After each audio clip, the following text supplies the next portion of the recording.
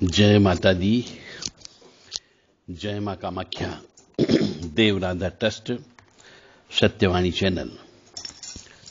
मां भगवती जगत जननी, परमपिता परमात्मा दोनों को कोटि कोटि प्रणाम करते हुए, धन्यवाद देते हुए कि आज तक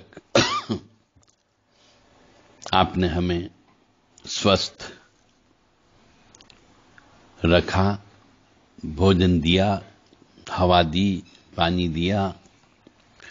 इन सब के लिए हम बारंबार कोटि कोटि प्रणाम करते हैं। ओम मृत्युंजय महादेव त्राहि मां शरणागतम जन्म मृत्यु जरा व्याधि पीड़ितम कर्म बंधने।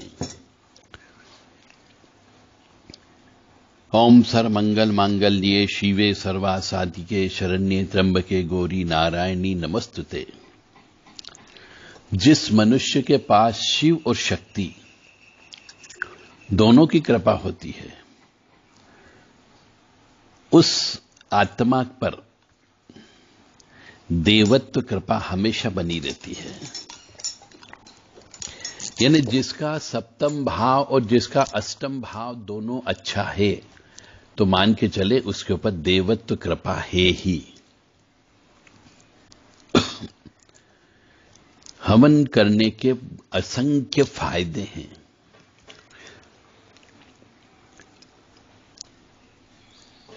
हवन हिंदुस्तान में सामान्यतः आम की लकड़ी पर किया जाता है। आम की लकड़ी को जब जलाया जाता है तो फार्मिक अल्डिहाइड नामक गैस उत्पन्न होती है, जो कि खतरनाक बैक्टीरिया और जीवाणुओं को मारती है। चाहे हवन मत करो, पर ऐसे ही आम की लकड़ी को जला दिया करो थोड़ी बहुत रोज, तो इससे आपके घर के अंदर के और आसपास के बहुत से बैक्टीरिया जो आपको नुकसान पहुंचाते हैं, वो मर जाते हैं और वातावरण को भी शुद्ध करते हैं। तो ये वाली जो गैस है, फार्मिक एल्डिहाइड नामक गैस जो है, आम की लकड़ी से जला करके गैस बनाने का कार्यक्रम आजकल विदेशों में चल पड़ा है। और ये ही जो गैस बनती है, गुड़ को जलाने पर भी ये गैस बनती है।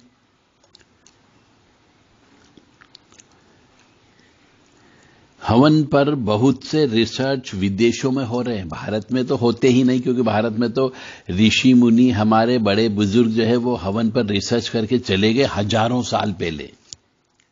इसलिए हिंदुस्तान में हवन करने की परंपरा है। हर कार्य के लिए 16 संस्कार जो हमारे यहां बनाए गए हैं, उन हर संस्कार को करने में हवन होता है। परंतु आजकल की हिंदुस्तान की जो पीढ़ी आ गई है, जो अंग्रेजी माध्यम से पढ़ी हुई है, उन्होंने इन 16 संस्कार में हवन करना ही बंद कर दिया, यानी संस्कार ही नहीं करते। तो हवन तो बहुत दूर की बात हो गई। इसीलिए भी बीमारियां आ रही है। तो बहुत से रिसर्च जो विदेशों में हुए हैं, यदि आधे घंटे हवन पर भी बैठा जाए या हवन के आसपास भी बैठा जाए, तो हवन के धुएं का शरीर से संपर्क होने पर टाइफाइड जैसा खतरनाक रोग का जीवाणु मर जाता है और शरीर शुद्ध हो जाता है, बिना गोली दवाई के।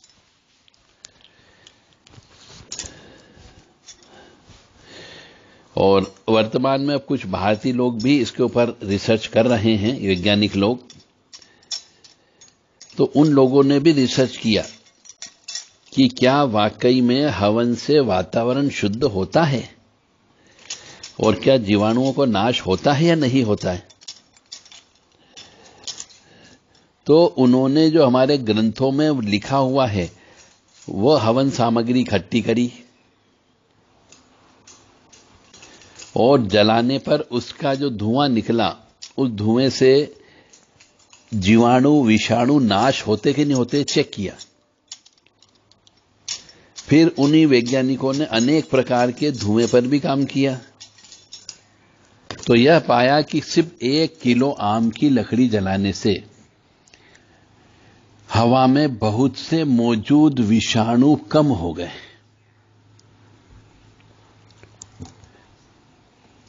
और उन आम की लकड़ी जलती आम की लकड़ी के ऊपर हवन सामग्री डाली गई, अलग अलग प्रकार की जड़ी बूटी। तो 1 घंटे के भीतर ही 94% बैक्टीरिया मर चुके थे। और हवा में जो जीवाणु मौजूद थे, उनके जीवाणुओं में भी बहुत कम जीवाणु देखने को मिले। यानी हवन करने का फायदा यह है कि एक तो ईश्वरी कृपा तो प्राप्त होती ही होती है, साथ में आप बीमारियों से भी बचते हो। इसलिए रोजाना हवन करना चाहिए। तो जिनके घरों में बीमारियां पीछा नहीं छोड़ती हैं, हमारे पास प्रश्न आता है, बहुत से प्रश्न करते हैं, फोन आते हैं कि साहब कोई न कोई हमारे यहां पड़ा ही रहता है, किसी न किसी को बीमारी लगी रहती है कि एक उठता है दूसरा बैठ जाता है, फिर वो ठीक हुआ तो तीसरा पलंग पे बैठ जाता है, हॉस्पिटल छोड़ ही नहीं रहा है। तो इसका अर्थ यह है कि आपके यहां पर हवन पूजन नहीं हो रहा है। तो जिन जिन के यहां पर बीमारियों में पैसा ज्यादा जा रहा हो, लाइलाज बीमारियां लग गई हो, कोई भी बीमारी हो, यदि आपको हर महीने हॉस्पिटल जाना पड़ रहा हो, तो आपको रोजाना हवन करना चालू कर दें। 9 देवियों की 9 अलग अलग जड़ी बूटी आती है। आम की लकड़ी का प्रयोग करिए और 10 महाविद्या की 10 देवियां आती, उनका भी जड़ी बूटियां उनके लिए भी रखी गई है। इस तरीके से 19 प्रकार की जड़ी बूटी को मिलाकर के आप हवन सामग्री तैयार करके उससे हवन करिए, आपके घर की बीमारियां साफ हो जाएगी।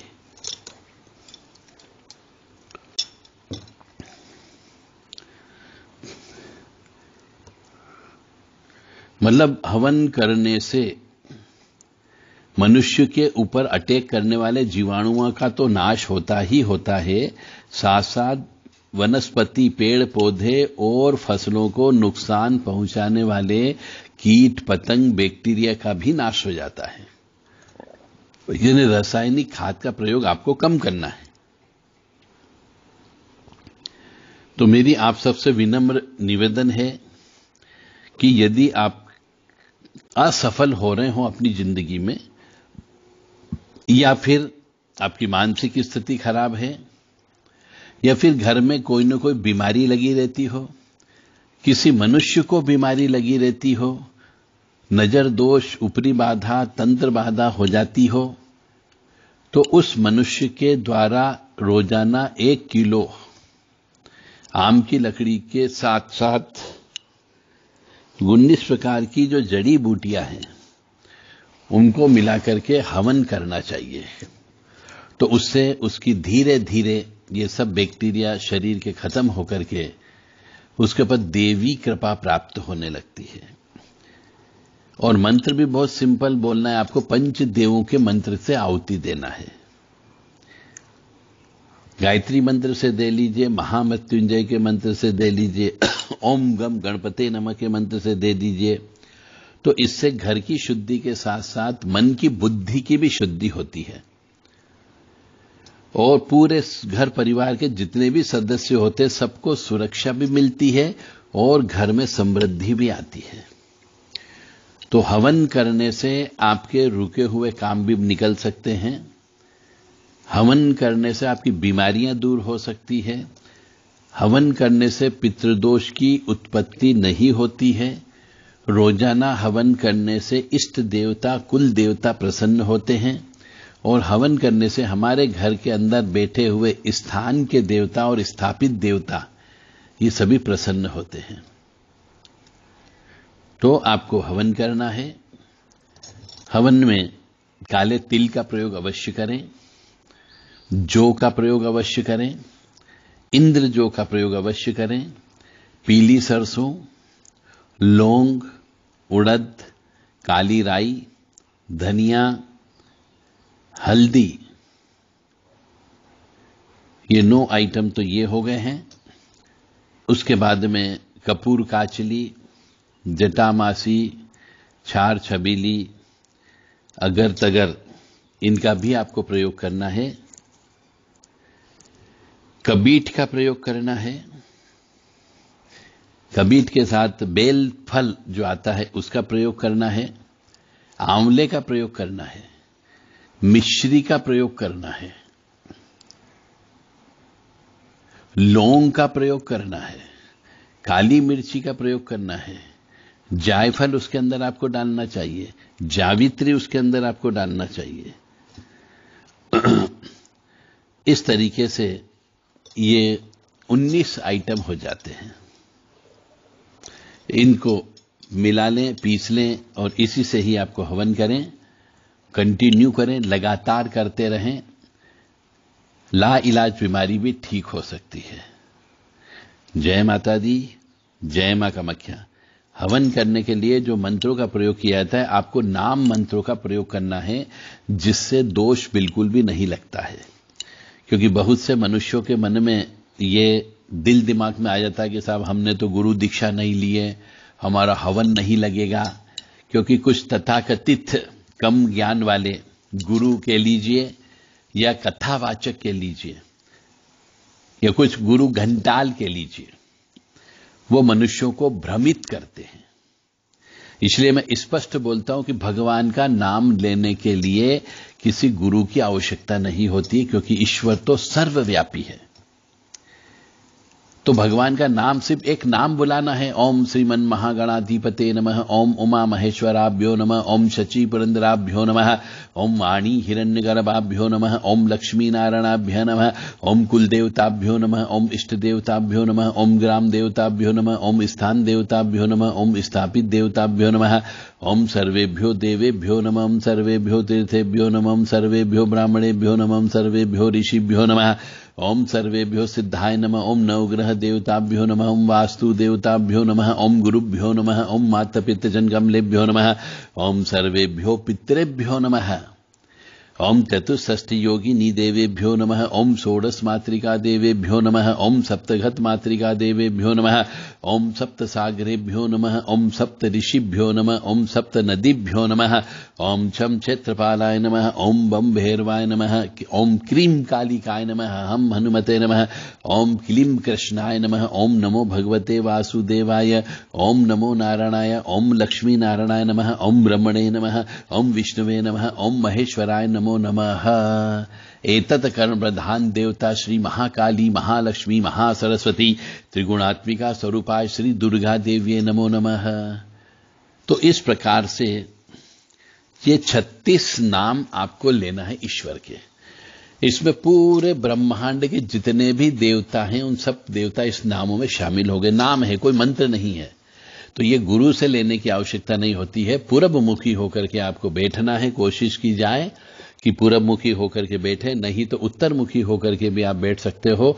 आम की लकड़ी का ही प्रयोग करना है। 1 किलो आम की लकड़ी रोजाना जलाना है। और जो हमने हवन सामग्री बताई है वो हवन सामग्री अवश्य खरीद के ला करके मिला लें और उससे ही हवन करें, तो आपके घर की बीमारियां दूर हो जाएगी, समृद्धि अवश्य आएगी, पितरों की नाराजगी कम हो जाएगी, कुल देवी देवता की नाराजगी कम हो जाएगी।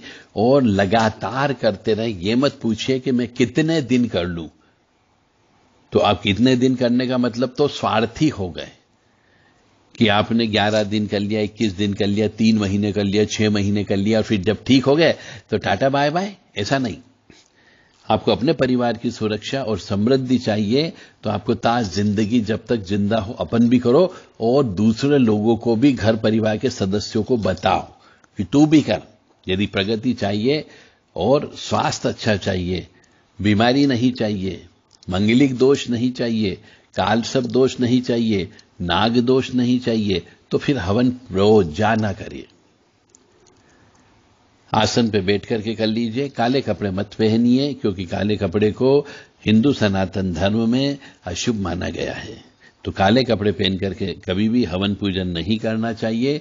हमेशा लाल, पीले, सफेद कपड़े पहन करके हवन करना चाहिए। शुद्ध, स्वच्छ, पवित्र अवस्था में ही हवन करें। अशुद्ध अवस्था में बिल्कुल हवन नहीं करना है। और घर में सूतक पातक हो जाए तो उसमें कम से कम 13 दिन तक हवन न करें, उसके बाद फिर से हवन करना प्रारंभ कर सकते हैं। जय माता दी, जय मां कामाख्या। हवन करने के असंख्य फायदे हैं, जिनकी हम विस्तृत व्याख्या नहीं कर सकते हैं, उतने फायदे होते हैं। महाकाली, महालक्ष्मी, महासरस्वती तीनों की कृपा के साथ साथ शिव जी, अघोरेश्वर महाराज और ओघड़ महाराज यानी काल भैरव, बटुक भैरव, ये सभी प्रसन्न होते हैं। तो रोजाना सिर्फ 1 किलो आम की लकड़ी पर आपको ये 19 प्रकार की जड़ी बूटी का प्रयोग करते हुए आपको हवन करना है। जय माता दी, जय मां कामाख्या।